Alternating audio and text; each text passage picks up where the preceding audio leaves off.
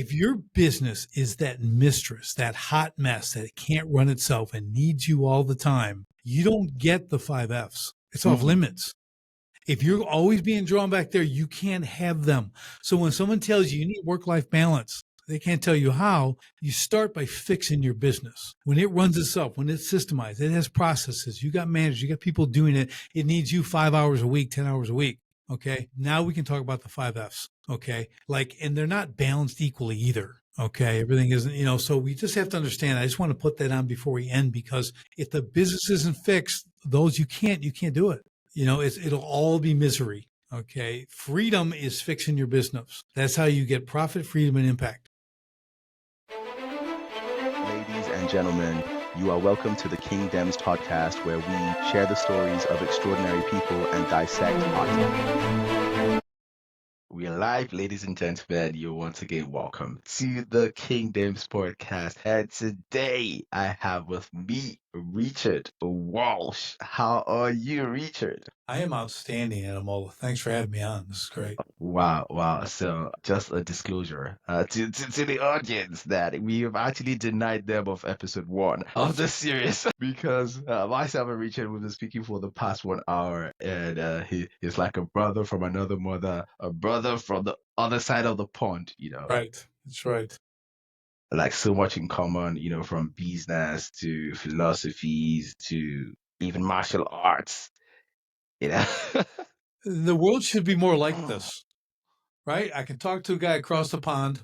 Mm-hmm. You know what I mean? And we connect, we got all these interests, everything else. That's the world. You know what I mean? And it's just, you think about it, there's so many people out there, we all have so much in common because the world's connected now, We were talking about it with phones and technology and all that stuff, but we just had an hour conversation. I don't even know you. Now I know you, right? Now I know you. So it's great. We're old friends now. Yeah. I haven't been to London since '88, but I want to go back now. You Last time I was here was '88. See, I want to go back now because I know someone. It's good. Yeah, you have to. I'll give you an invitation, and then of course, I can host you as well. Wow, interesting stuff. You're a man of many different, would I say, functions, roles, responsibilities, hearts, feathers. But we'll try to streamline it. You were a US Marine. You're a black belt Taekwondo. You're a sculptor. You're a best-selling author. You're a man who turned a business collapse into a calling. So, but before we dig into all of that wisdom, let's start who do you think you are? And, why did you get into the business of sharpening business warriors? You sharpen them and you shaping them. What I am first and foremost really is, I'm a husband and father. I'm a father of 6 kids. I'm a husband to my wife. And people, it's kind of like almost jumping ahead, but I try to tell people I've done a lot of great stuff in business. I help a lot of people do it, but that's not my legacy. My legacy is my family.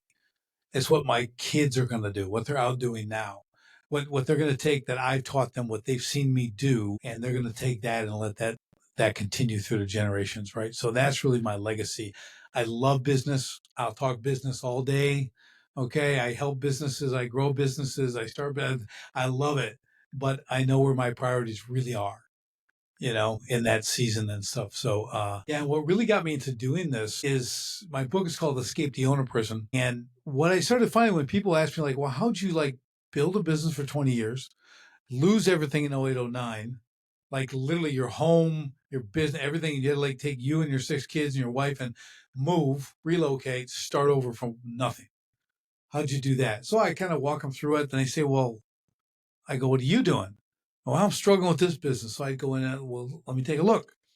And I started seeing the same problems in every single business. They're all making the patterns, same mistakes. Yeah. I'm there's patterns and I'm this is starting to get easy. This is starting to get easy to fix this, As the saying goes, they do all the wrong things, right? For me to fix. So it becomes it's like when you're a mechanic on a car. Once you've fixed a bunch of engines, you can kind of fix all the engines. because you know everything that's wrong, right? So I started really helping them in a mentor position, then moved it into coaching, created an academy, wrote the book, became a bestseller. I created an academy around it so I could bring people in and coach them to actually give them a formal program to take through this, and really started turning their businesses around, giving them the freedom they first wanted when they started the business. I released them from the prison, because they created that prison themselves. They're their own jailer. Right. So I started helping them build systems and processes and make more money, keep more money that they're making, find what real profit is and keep that. And that changed their lives. Now they have time. Now they can go to their kids' games. They can go to the recitals. They can take their wives out.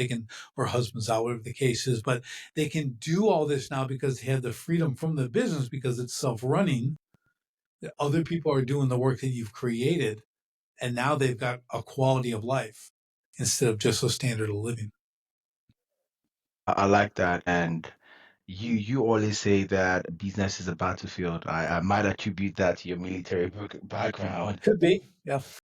but like, are you able to walk us through that 08, 09 collapse and Yeah. what the war taught you about Yes. survival, failure, and rebirth? Yeah. So, working 20 years hard, started with a wheelbarrow and a shovel, shoveling rock and stuff, decided to turn into a business. Went into custom water features, started doing steel sculpture. And hey, all of a sudden I'm the best there is at this. I'm doing world-class exhibits with my steel work and my water features and everything else. And I'm getting whatever I want for it. I'm doing really, really well. And I'm just having a good time. I'm in magazines, I'm on TV, I'm winning all these shows and stuff like that and just making great money. And then 08, 09 comes and there's a big constriction, right, on cash. No one has to have a pond in their backyard. Okay. No one has to have a steel sculpture. No one was spending any money on anything in 08, 09. If you're around that, it was crazy. But that wasn't what really took me out. What took me out was the business side of my business. I was way too busy out getting accolades, getting on committees, being number one, going to the big political stuff as a guy, and doing all the stuff because I'm the guy, right? But I wasn't the guy because the guy would be taking care of the store. He'd be making sure all the stuff's in line. He knows where his money is. He's doing the right things with it, right? He's investing in it. He's not spending foolishly. He's not, and I didn't. And when things constricted, November 5th of 2008, I lost $500,000 on that day. Just people canceling. And that was the beginning of the cliff. And it just kept going. I'm like, it's over. I said, and I tried a couple of dumb things. Nothing was working. It got to the point where I'm like, I'm trying to limp through and make something happen. And I woke up one morning and I had 6 children at the time. They were 4 years and younger. Okay. So from like 4 to -1, right? And I'm thinking about them. I'm like, wow, you know what? They don't care what I do. They don't care how many trucks I have.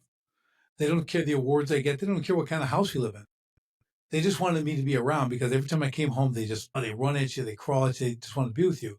I'm leaving one day in my pickup, and my 4-year-old is chasing behind me, crying because I'm leaving.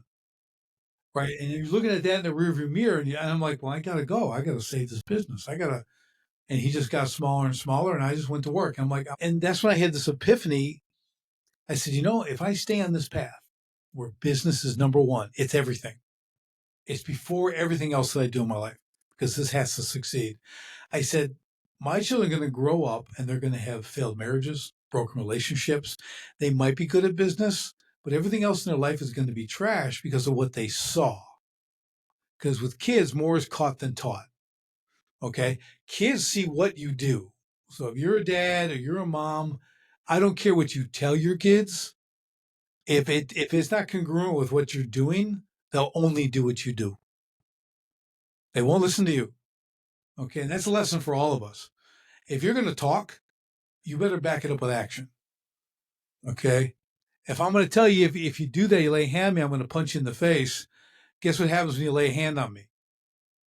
You get punched in the face. Okay. I deliver. Okay.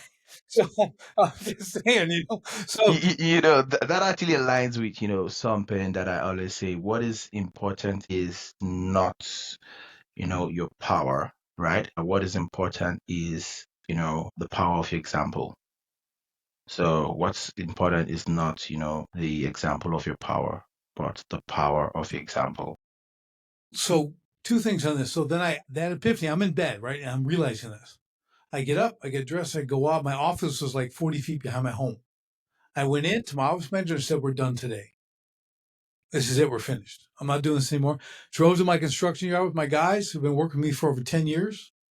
We had our last cup of coffee together. I'm like, dude, we're done, man. I said, we're not going to do this anymore. I'm done. I don't know what I'm going to do. I have no idea.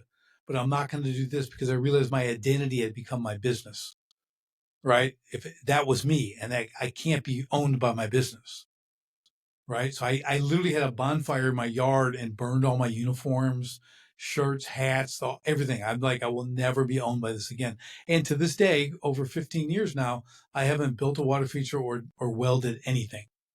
Not a steel sculpture, nothing. And now that's not the easiest way to go because I could have kind of limped and whatever. I don't operate that way, right? So when we talk about what's more is caught than taught, I give you a real world example. So that was 15 years ago. My son went in the Marine Corps. Okay. So he's in for about a year. Now he's what's called MSG, guards embassies, stuff around the world. But he's home for a couple of weeks over the holidays, over Christmas and everything. And we got to do a podcast together as guests. Wow. Somebody interviewed, him. He did most of the talking. I kind of chimed in because I'd been on her podcast. She'd been on mine. But listening to my son, she's asked, well, why do you do that? How do you get through that? Why do you do that? And listen to his responses. I'm like, dang. And one thing he said, What this is this really dude? powerful. I'm like, man, I taught you that, So it's like, but one thing he said was, he goes, well, my father had done a lot of stuff, so I thought, well, if it was good enough for him, I think I'll do that stuff. And he goes, and this was the cool thing. He goes, and it hasn't let me down yet. And I'm like, you're a good boy. You're like, he's because I was in the Marines, we were in the Marines. I was a boxer. He became a boxer. I was a runner. He was a runner. And I didn't know, you don't think of this at the end. I'm training him. I trained him to go to the Junior Olympics. We got to the Junior Olympics, trained the box, the Marine Corps thing. I mean, he did all this stuff, but to hear that, that's when I go, I did the right thing in 08, 09. I did the right thing because I shut everything down. And everything I started after that was so I had freedom. We homeschooled our kids all the way through school. So I was around, my wife was around, just a completely different attitude on what life was and what was important. Hey, still made money, still going to succeed, just not going to do it the way everyone else does. Because most people are doing it wrong, hence the patterns, right? Well, why do I want to do that? I'm not going to do that again. Then I'm a real idiot. I mean, I operated at a high level of stupid the first 20 years as it was. But if I repeated that all again, I'd just be a moron. So if I didn't learn after 20 years and losing everything and I start doing the same thing again, well, then I don't deserve anything. So at least I adjusted. And I was able to turn it around and do it the way it should be done.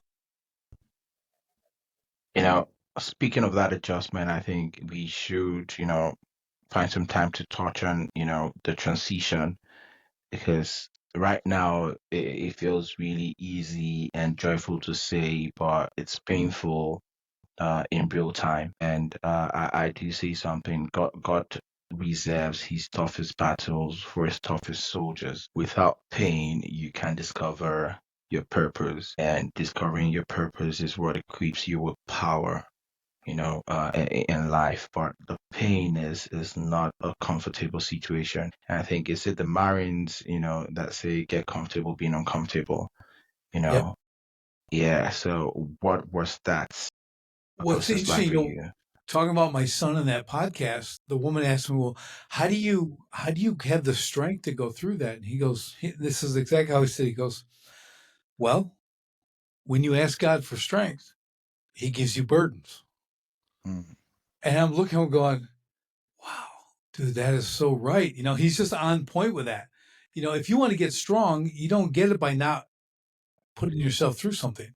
If you want to get stronger, you have to lift more weight. It's more time under tension. You have to break down muscle fiber. Okay. If you want to get smarter, you don't get it just sitting there. Right? We have to read. You have to have practical application. You got to do the testing. You got to do the equations. You got to put things together to test you and make you learn.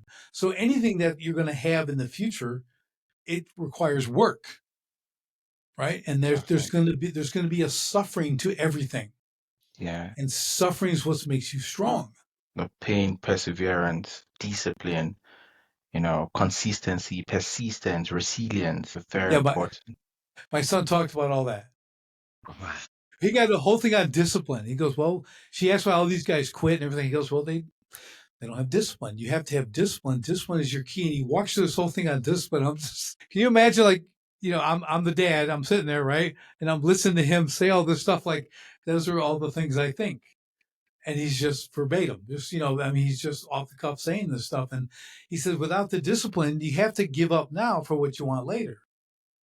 And my son, who's far better at this than I ever was, understands the sacrifice now for what he wants later.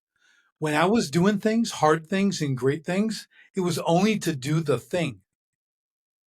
Mm, He's doing it like he's in the Marine Corps. He boxed. And this is what he said. Well, I want to be able to protect my family, whether it was my hands or a weapon. So he doesn't have a family, doesn't have a girlfriend, but he's thinking about wanting to protect his family when he gets out in 6 years. That's forward thinking. That's a strategy guy. That's a guy who understands discipline and self-sacrifice now to have the tool set for later. Again, I was just get the tool. Go to the gym every day, 6 days a week, get in the ring, spar, fight, work out, run in the morning, do everything I had to do, get it till I couldn't do it anymore, and then move on to the next thing. It was just a simple, singular achievement for me. So people like my son see a bigger picture. They're putting pieces together. He sees the whole chessboard. I was a stinking checkers player. yeah, he's playing chess. He's playing chess. Yeah, You're playing checkers. and I'm Yeah, honest about it. I'm transparent about my first 20, I call it, in business. Again, successful on the outside, internally, not so much. yeah, and I'm really, really, happy for you. How much you're proud of your son, and back home in Africa, in Nigeria, they always say the prayer of every parent is that their children, outshine them, Oh, yeah. their children, exceed them. And but sometimes as parents, I am not a parent yet, but I see parents try to sometimes force their wills or, project their insecurities on their children, and it's not a good thing. The onus is on the children as individuals to emancipate themselves, from that mental slavery. So in Africa, people are very big on respect, right? But there is a thin line between, complete obedience, even in the face of, negative commands, right? Mm-hmm. And stupidity as a person, right? And it doesn't equate to respect. So people tend to have this misconception about respect that, okay, because I respect you, I'll do completely everything you tell me to do. But if I do respect you, right, and I see a whole, command that you give me, I should be able to have a conversation with you about it and say, okay, based on, newly developed strategies, and strategies that are tested and trusted and globally, applicable, this thing actually does not work at this time. And we review it together, and yeah, we make progress with that. Yeah, and that's when you do that, you increase the respect level. Okay. If you're unwilling to have correction, I don't care how much you're respected by someone. And Hmm. it doesn't mean you're necessarily being corrected by them, but even questioned. Hmm. Okay. I'm going to be blunt. You're a weak man. Hmm. You're just a weak man.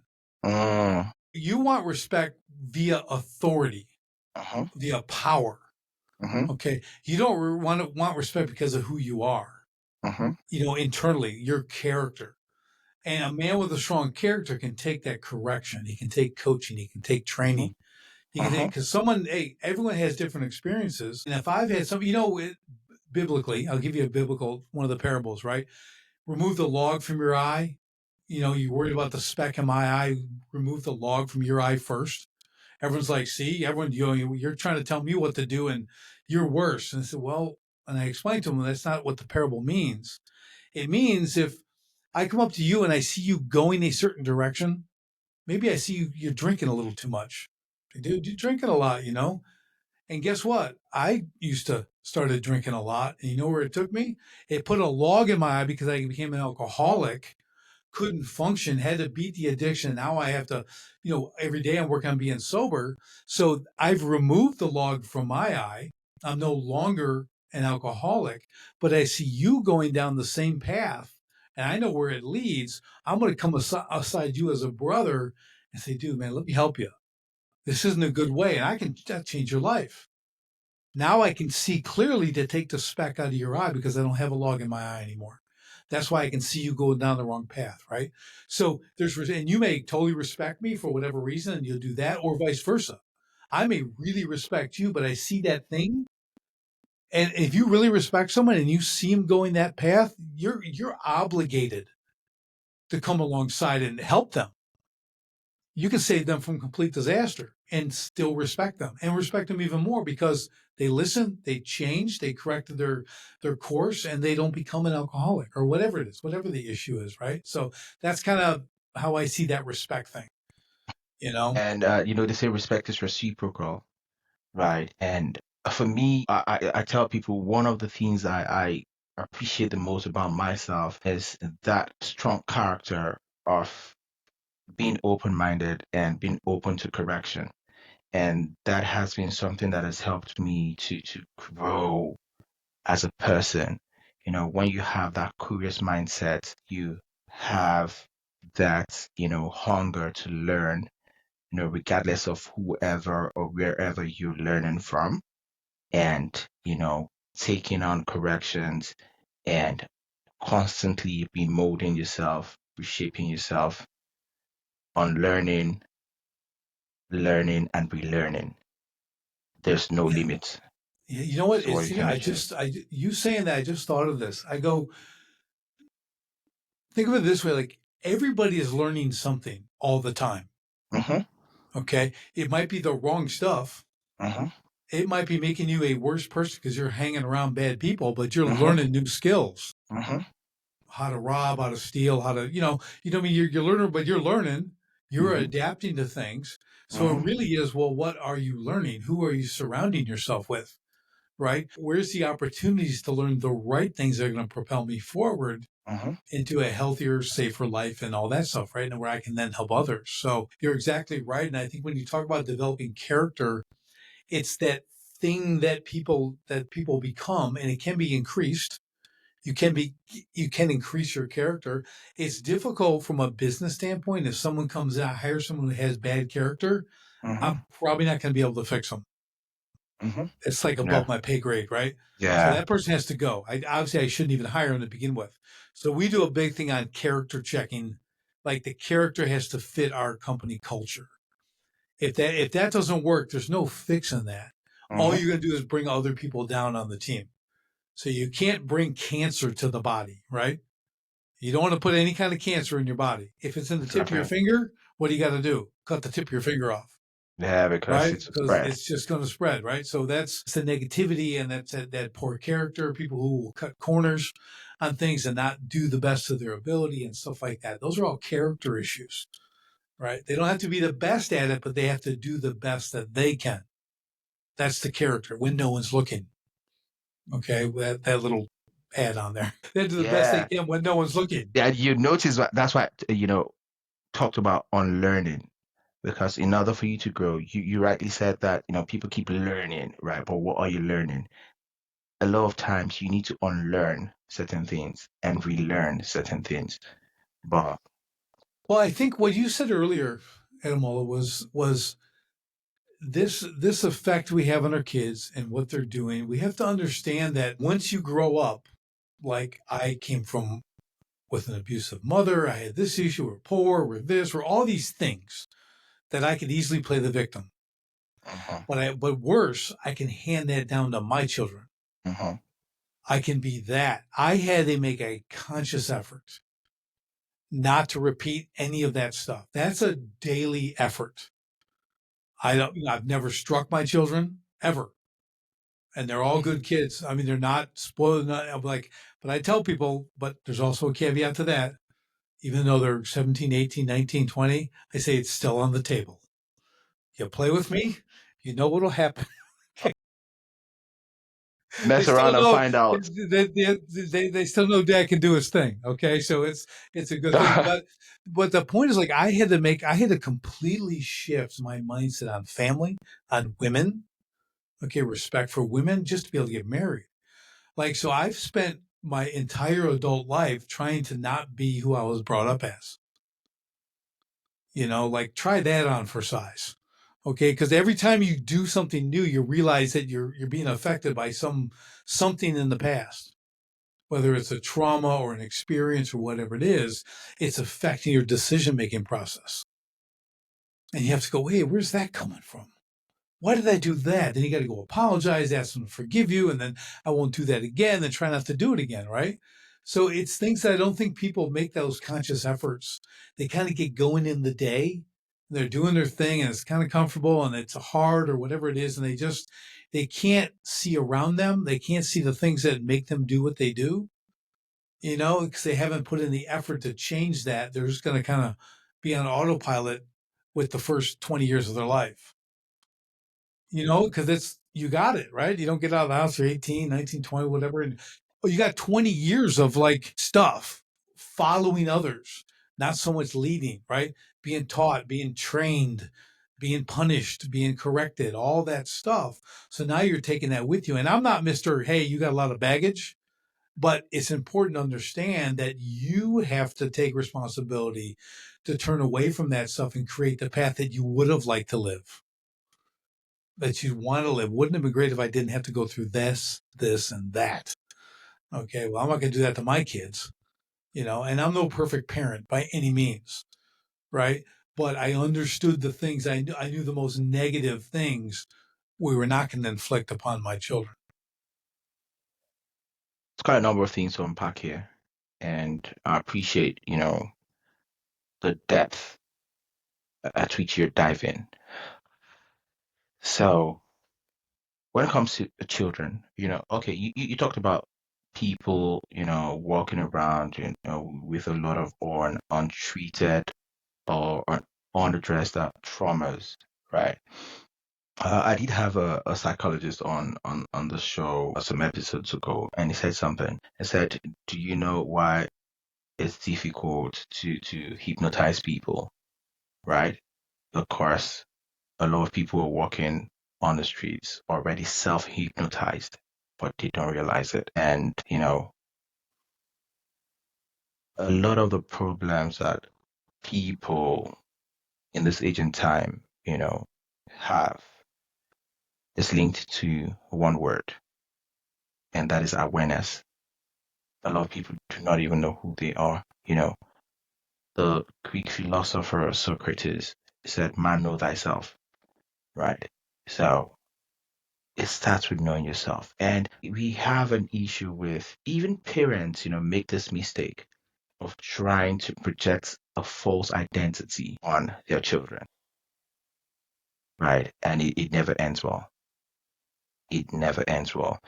I'm really grateful for, the kind of parents that I had growing up, and they forced us into reading and reading and reading. And my dad did have a lot of books on philosophy, and I was really exposed very early into, great works of the likes of Socrates, Aristotle, Plato, Miletus, even modern day contemporary philosophers, the likes of Bertrand Russell, the one that won the Nobel Prize for Literature. And, I was already filled with a lot of deep, insightful knowledge. And one thing I appreciate about studying philosophy so early was it actually helped with arguments and critical reasoning.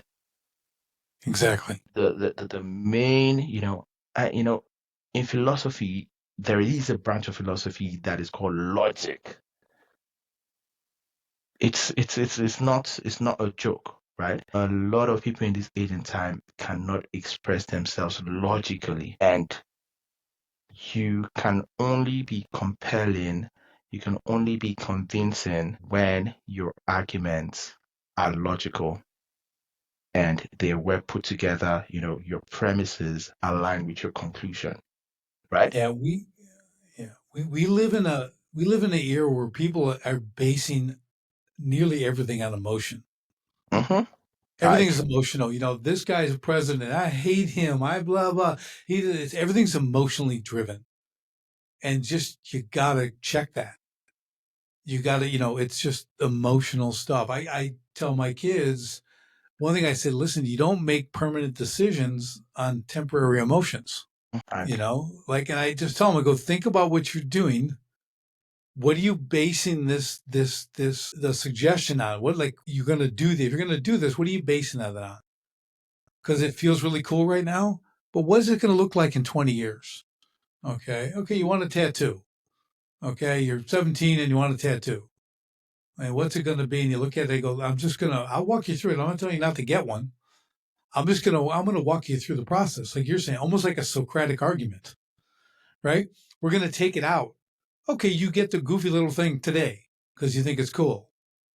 And 5 years ago, remember when you were 10 and you thought this and this was really cool? I go, why don't you still have that? And they're like, oh, well, it's stupid. Right. Because you were 10. You had the mind of a 10-year-old. Now you have a mind of a 17-year-old. I thought I knew everything too at 17. Your brain isn't even fully developed till 25. Mm-hmm. I said, so just think, cortex. Right, right, exactly, right. So wait till you're 25 or 26. So I'm if you still want to have that tattoo, then you can have it. Yeah, because you'll have it at 25 if you get it now. But you might not want it, but at 25, you still want it.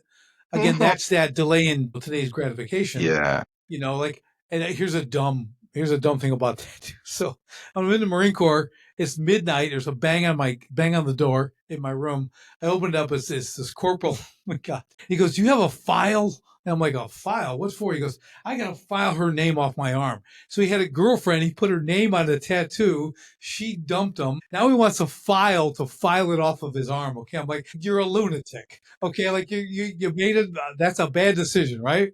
She's not your wife. She's not your child. Like, what are you doing? But I'm just saying, like, people are, that's temporary, temporary emotion decision making. It's rarely ever ends well. Right. There's always going to be some regret on there. All right. So since we went down the philosophy road, I think it just ties in well with that, with when you're talking about logic and decision making, there's an element. Okay. But there are two sides of the brain, and the emotional stuff does this and this side does that. That's the logical. You have to feed both, but you have to finish with logic. Right. People are going to be moved by the emotion, but the logic is the convincer. Right. That's the one that puts things in order. Okay, I'll do that because I do feel good about it. And then you show me that it's a righteous act. Okay. It's something that'll benefit me, blah, blah, blah. And then you go with it. Then you're comfortable with that decision and it works out. Right. That's all I'm saying, but I just think that too many people don't go through this process in their own mind, and they certainly don't take their children through it. And your children have to be their own person. Mm-hmm. You won't be there for them forever. Yeah, because my kids, I never want to tell them what to do, like what to be. My son talked about that too. He goes, I think it's really dumb they're asking some 13-year-old what he wants to be when he grows up. Let him just be what he is. Let him try different things. Discover yourself. And that's what he did. That's what my other sons and daughters are doing. And they're amazing. But like, you can do this, or they'll say something really ridiculous. I'm going to do this. And I go, have you done the how part? Like, you want to do this. Have you looked into it? Do you know what that's going to cost you? Do you know the time it, and I walk them through it, and she's like, I go, it doesn't sound so good now, does it? I said, you're only seeing the outcomes. That's what kids do. That's what social media does. You only see outcomes. You don't see a process. You need to understand the process. You know what they say, for every overnight success, it's only 10 years. Okay, it only takes 10 years to become an overnight success. Okay, you're doing a whole lot of stuff that no one sees, and one day you get noticed. And all your 10 years of hard work pay off, and poof, you're a star. Or whatever, right? But you did 10 years of work. And everyone think you did a YouTube video and hit the millions. Mm-hmm. Well, that's not how it works. It's just in reality. So walking the younger kids through that stuff is important. I do it lovingly. I'm not a jerk about it. I'm like, well, let's do it. Here's the whiteboard. Let's do the whiteboard. Here, I'll put this down. Here's the pros. Here's the cons. Here's doing this. This is what it's going to take. You're working now. Look how much you're making. Okay. You see how much you need? Do you know how much you're going to have to earn? Let's go through that math. Does that seem possible at your age and where you're working right now?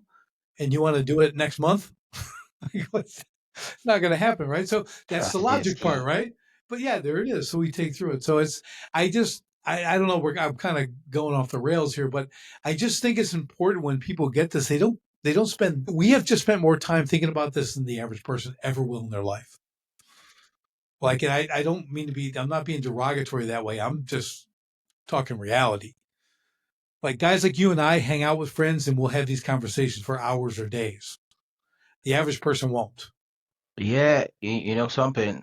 You're not being derogatory. You're just stating stats and facts, right? And I'll buttress your point with something. When I was a teenager, I took an IQ test and I discovered I was in the 130s. That is gifted. And I discovered when you're in the 130s, you are in the top 2% of the global population in terms of intellect, in terms of smartness. So, do you know what it means to be in the top 2% of the global population? You are not average. You're not like other people. It's simple. Numbers don't lie. Facts and stats, come correct. So, why do you think it's derogatory? Well, when I look at it, like I've never done an IQ test. Mm-hmm. I could barely graduate high school academically. But what did I do with my life? They told me I was going to be nothing. I had no skill, no talent, blah, blah, right? Oh, look, I'm an internationally recognized steel sculptor. I built businesses worth millions. I've done all this stuff. I made more on one art commission than those teachers that told me I had no talent than they'd make in 10 or 15 years. And Spoiler alert. Spoiler I know. alert. You should take an IQ test and you discover that you are likely like levels above those teachers who told you could not amount to anything. Here's the great saying I tell people. All the A students are working for C students. Okay. We run the business. We get stuff done, right? We hustle. We do all that stuff. We don't overthink things and blah, blah, blah. And I'm not throwing every A student under the bus. I'm just saying that everyone's made up differently to do things. I took like grit and a hard work ethic, and I made things happen. I retaught myself things I had learned or didn't learn in school, in public school. I got into the great books. I started reading philosophy like you, and I was interested in this. Had to learn math again because I could barely do math after all that time in school. I'm like, I had to like reteach myself on my own, because I'm like, and it was like interesting then, because I don't know, but just I took it on myself to do that and then bring my own knowledge up to a place because I started hanging around people who are very successful and the conversations were like what you and I are having and higher. And I'm like, I want to know more about this. I want to come ready for the next conversation. So I have a best friend at Amola and we get together. He's my best friend. We get together once or twice a year. Okay. But it's for like 3 days. I go to his house on the south side of Chicago. We sit there, have a little wine, order some food in, and we converse for 3 days straight, talking about everything you can imagine. Everything, right? Conversation, all levels of stuff. He can speak authoritatively like on everything.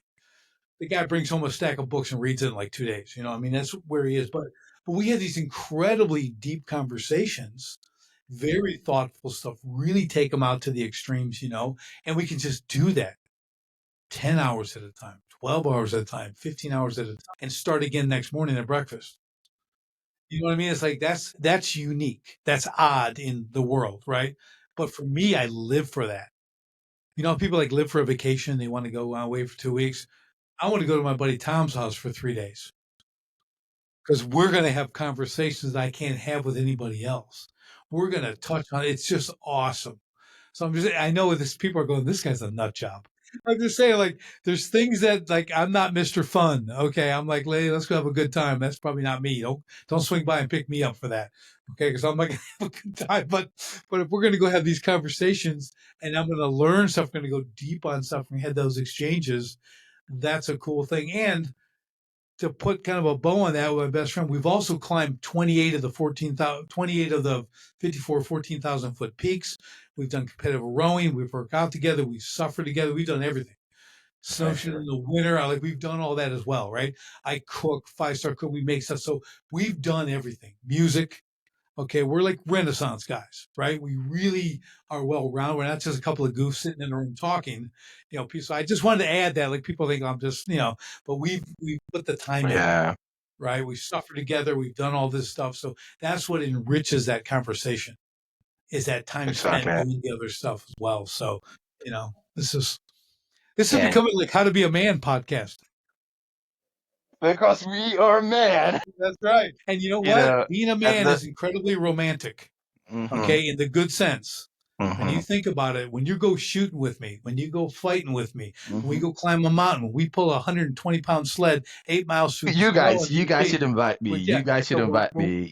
When we do that kind of stuff, and we're staying in a cabin where there's no electricity, and you're cooking on a fire, and you do that for days, and you hump back out in the snowstorm, and you go through all that stuff. That's romantic stuff. Yeah, because real men we're at a point where we're adventure. not going to make it, right? And we're like, but we made it. We pushed through and we got it, and that builds a bond. Okay. That creates confidence, Exactly. It gives you it gives you self-awareness, what you talked about earlier, knowing yourself. Self-awareness is the number one key to entrepreneurship. Good entrepreneurs, high developed guys, they're self-aware. Okay. You know who's not self-aware? I'll give you an example. You go to a restaurant, okay? Go to a restaurant and you're sitting there, and about 4 tables over, you hear someone having the conversation. They're 4 tables away and they're talking so loud you can hear everything they say. They have no self-awareness. Okay? So that's the definition. All right. How about you shut up? Okay, we don't care what you're doing. Okay, you and I are talking. We're right here. Okay, like no one's hearing our conversation, but we are. Okay, they're telling the whole restaurant because they have no self-awareness. Okay. They literally don't know they're doing it. We've all been there, right? Don't let us shake those tables. Let's move that table. Yeah, exactly. So, because I'm a dog with a lot of people on that table. That's right. Let us temper justice with mercy. That's right. We cannot be the judge, the jury, and the executor. That's right.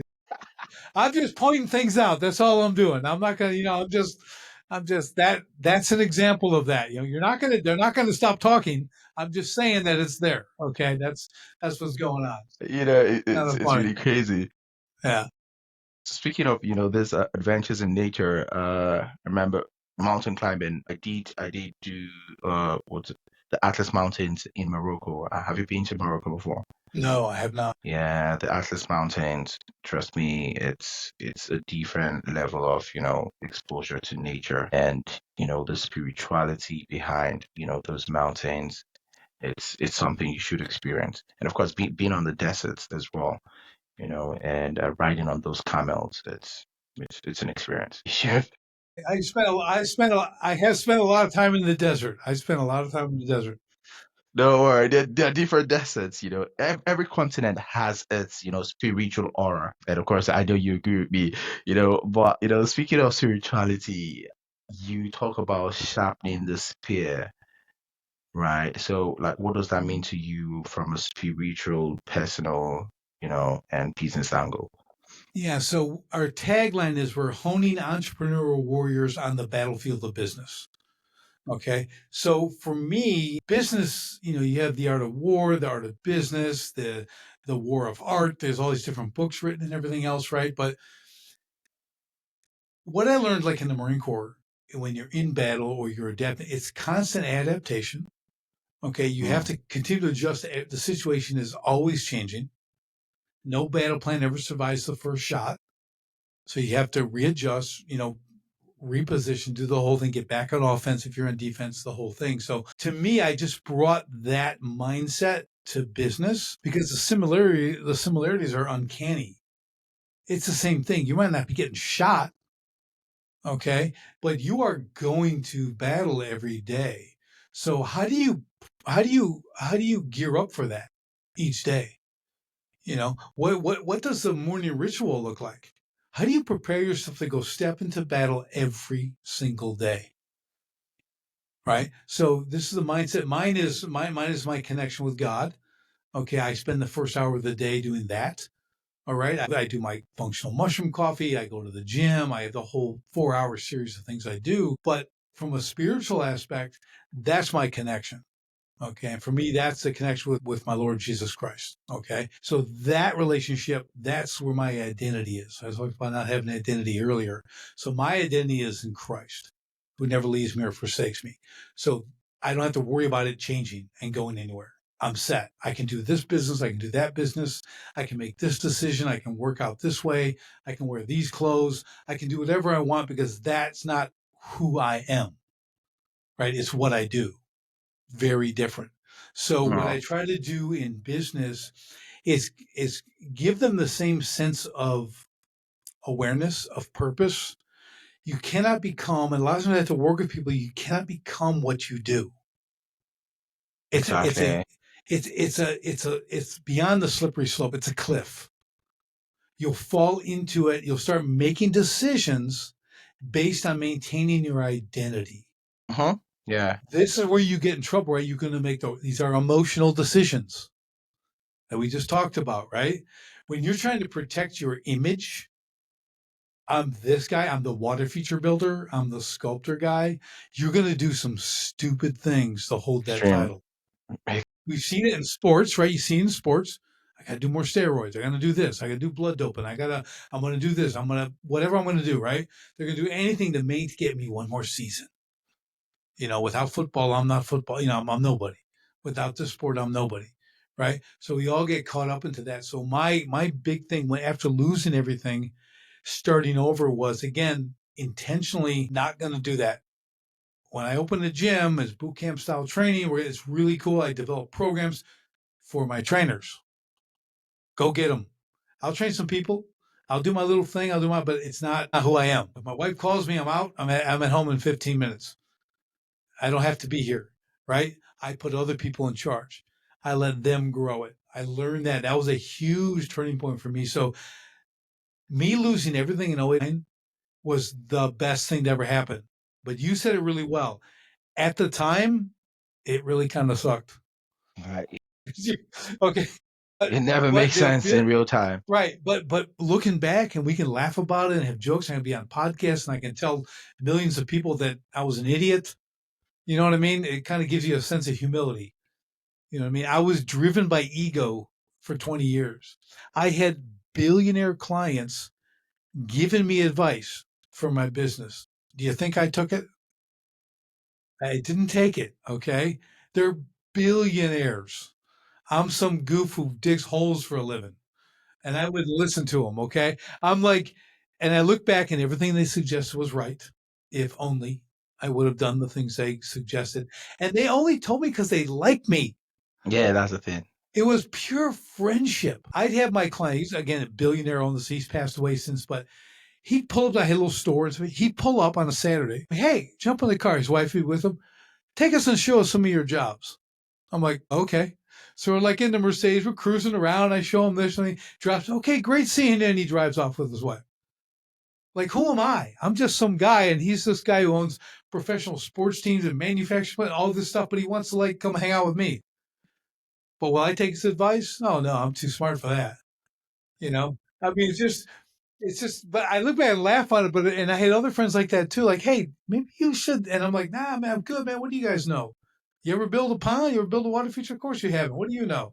But it's just, you have to learn from that. But again, I know what caused it. I connected all the dots.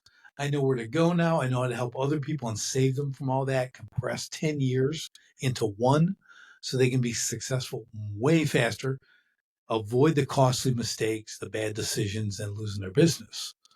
Right. So from in the big umbrella there on the whole spiritual thing, it's really understanding who you are and where you're going. What is your vision? So mine starts with what we call a strategic vision.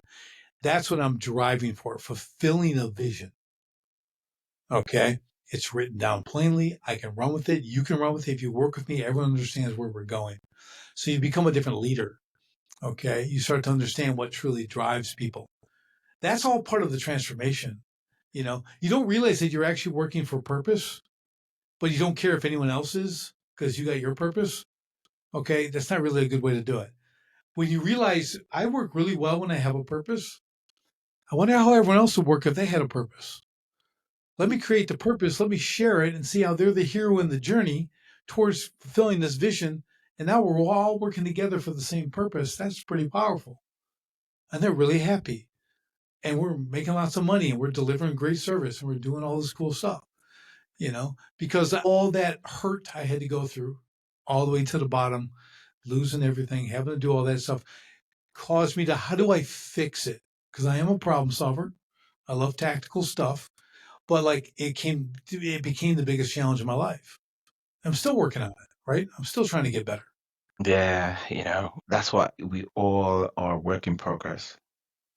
We all are work in progress. But you always talk about escaping the owner prison, and we've actually talked a lot about awareness. But what a lot of people lack in this age and time is awareness. So, like, what exactly is the owner prison, and how can, one become aware that you're trapped there, and what's the way out? Okay, the owner prisons, like I mentioned earlier, but it really is if you're not there, it doesn't work. If you don't turn the lock and open the door, business doesn't happen.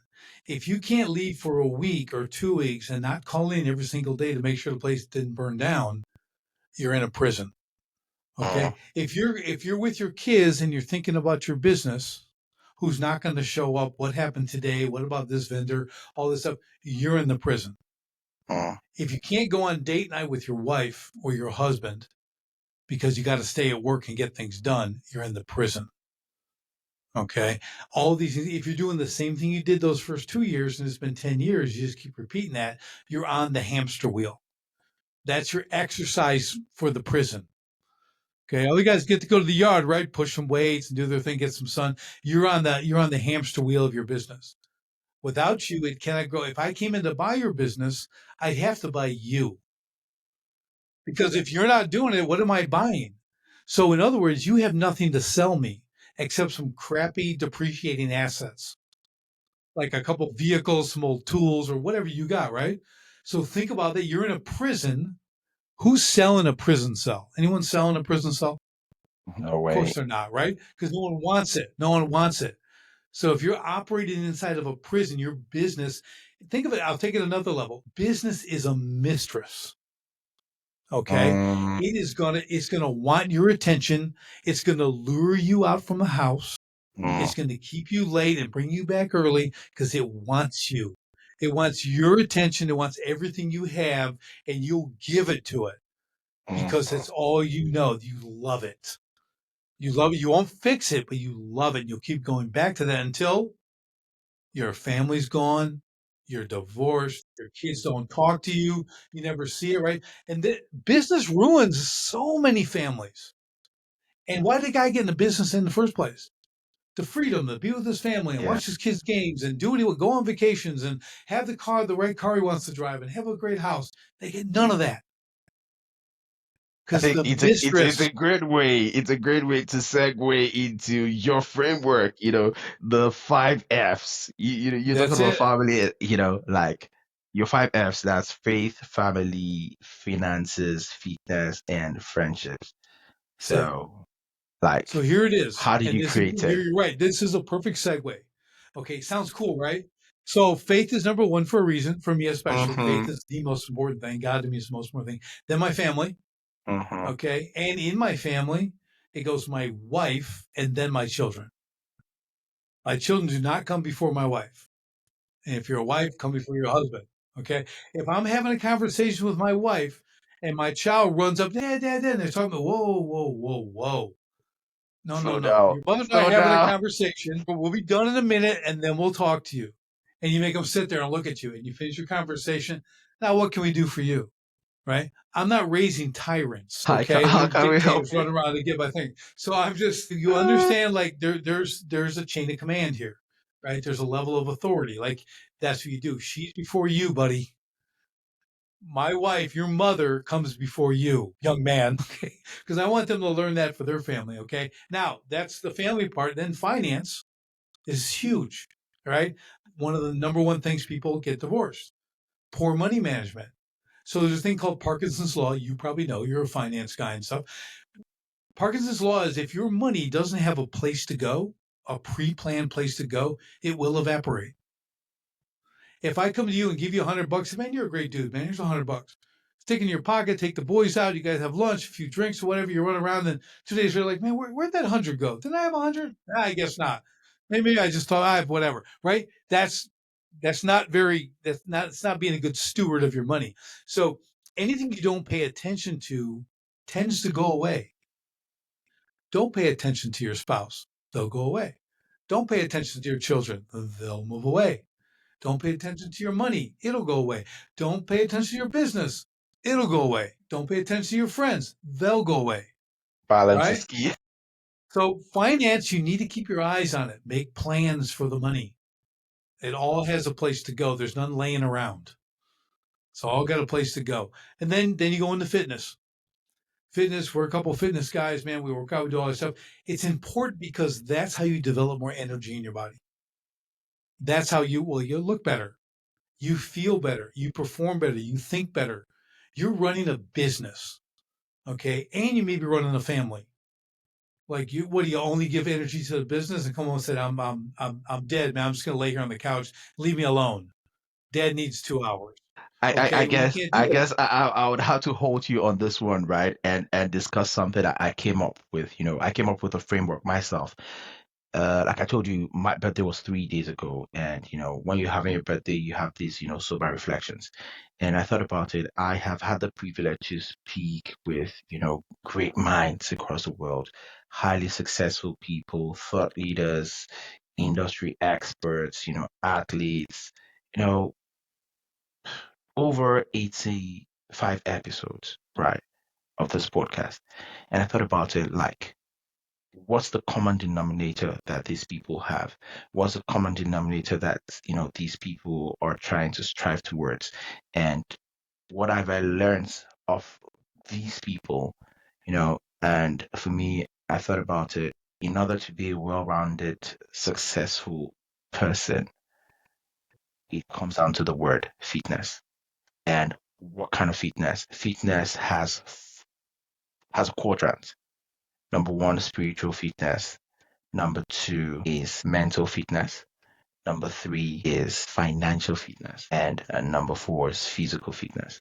So if you clock those four fitness areas, you can be a well-rounded, successful person. And I see that actually aligns with your philosophies. And, tell me what's your take on it.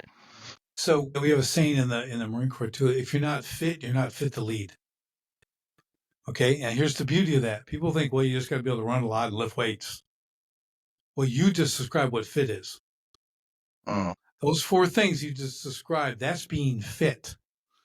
If you have all four of those things as your fitness, you can lead at all different levels, right? It's just not about the guy who can bench press the most, all right, or run the furthest. It's those four things you talked about. So we're in total alignment with that, right? And it's nutritionally, right? It's what you eat.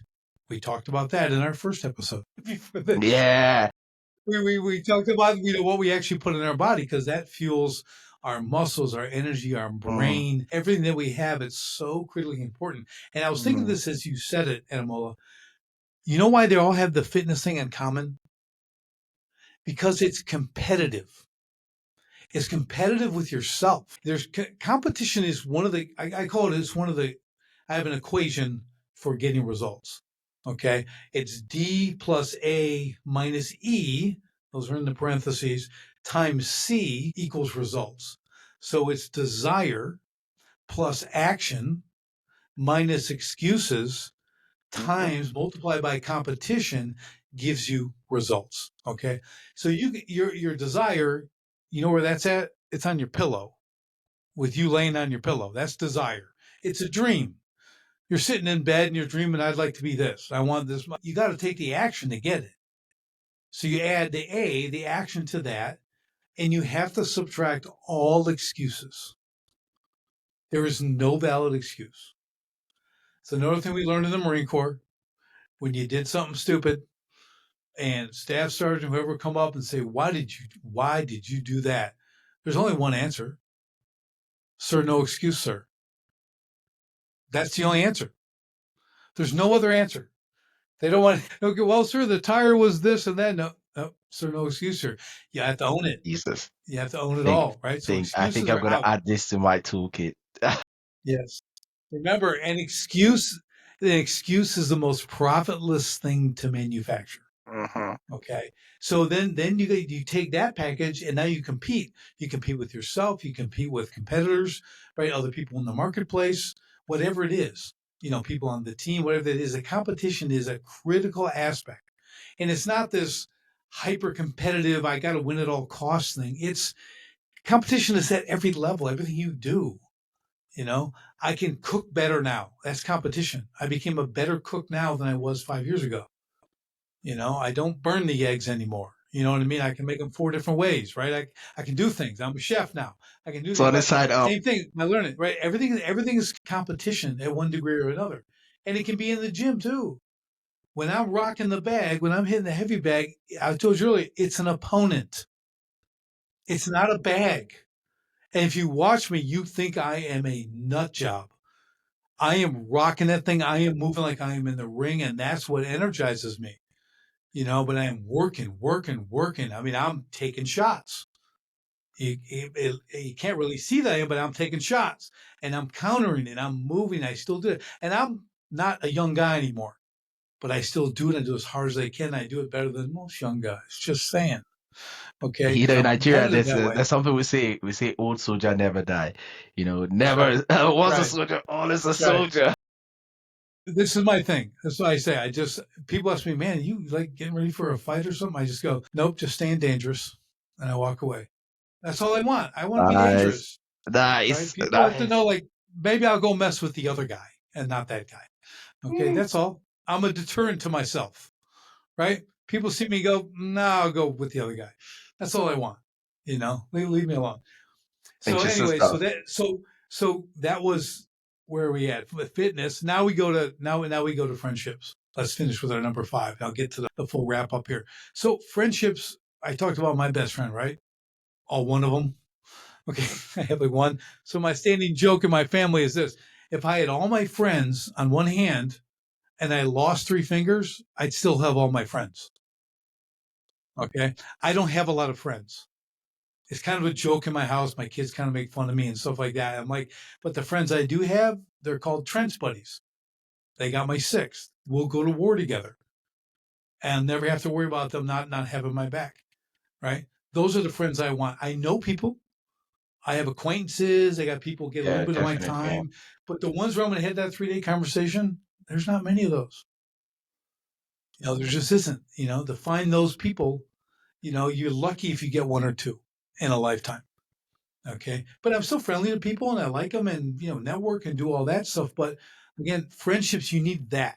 You need a circle of people who are on the same mission as you. Not necessarily the same industry, but like, hey, we want to succeed. We all want to make a little more. We all want to make an impact with our business. We all want to do this stuff regardless of what we're doing. The motives are the same. That's friendship. Those are the people you want to be around because a rising tide lifts all boats. If you're all going for that kind of improvement, how do you not get there? That's the support you need because entrepreneurship is lonely. I'm telling you, lonely at the top. Your family doesn't understand. Nobody understands. You and I, again, we can talk for hours because we're the same. Yeah, and of course, speaking of talking for hours, I think you need to book in the part 2, part 3 of our series because I'm looking at the time. I'm seeing that we have just 3 minutes before the next section, and I don't want the next guest to come into the studio and meet us. So let me put the bow on this. Let me put the bow on the 5 F's so we can end with that. Okay. If your business is that mistress, that hot mess that it can't run itself and needs you all the time, you don't get the 5 F's. It's off limits. If you're always being drawn back there, you can't have them. So when someone tells you need work-life balance, they can't tell you how. You start by fixing your business. When it runs itself, when it's systemized, it has processes. You got managers, you got people doing it. It needs you 5 hours a week, 10 hours a week. Okay. Now we can talk about the 5 F's. Okay. Like, and they're not balanced equally either. Okay. Everything isn't, so we just have to understand. I just want to put that on before we end, because if the business isn't fixed, those you can't do it. It'll all be misery. Okay. Freedom is fixing your business. That's how you get profit, freedom, and impact. That's what's going to happen with those. Okay. So people got to know that. You can't just jump over to the 5F side, think you're going to have a good life with the hot mess of a business. Okay. You're just going to fail faster. Okay. Faster, stronger, better. Right. Wow. It's been a very, very deep episode, and please book the part two as soon as possible. We love part twos. We love part twos. Keep them coming back. Bring the popcorn next time. We're having popcorn. Okay, definitely, definitely. From me to you, it's a very, very big thank you. I can't thank you enough for your time. And, of course, our audience, please, this is the Soldier Boy. Please tell them to go subscribe. Instruct them. Get to it. We need likes, subscribes, and reviews. Review the man's website. Review the podcast. Don't just hit like. Say something. Say, hey, man, he talked to that guy Richard. That was the most unbelievable episode ever. You can say that. I'll let you. It's okay. But do it on his thing, because that's what boosts viewership. Reviews matter. They're the most important thing. Write the man some reviews. How's Thank you that? I'll very punch much. you in the face. Yeah, I like that one. Thank you very much. And of course, I can't be wait next. Please look after yourselves. Love and respect to everyone. Do you want to leave a shout out before you run? Shout out. Just, man, do hard things. That's how I'm leaving. Go do hard things. Hard things make you better people. And don't do one hard thing. Just keep doing hard things one after another. It'll make your life better. That's my shout out. The hard thing for me to do is to say goodbye now, but I have to end the episode. Goodbye, guys. Goodbye.